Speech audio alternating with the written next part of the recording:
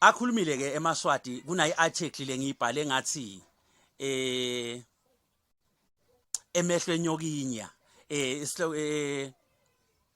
emehlo enyokinya athi ke bengikhuluma ngesithundi lapho ngithi leti inhlambatenu lentethukako lapha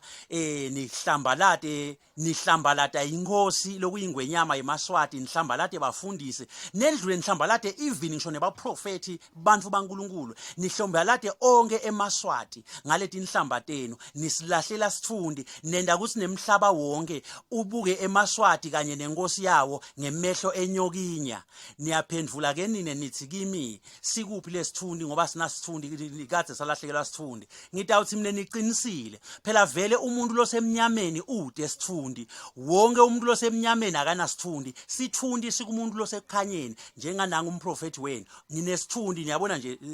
lapha nje kumnyama sithundi sale slave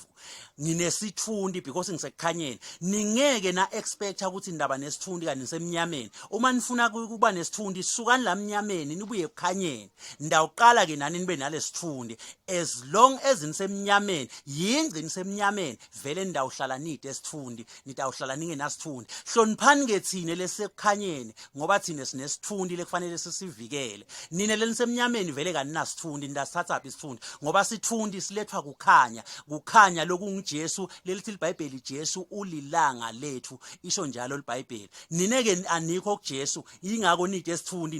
ndakuthatha lokukanya lokutanilethela sithundi inkosi nibusise amen.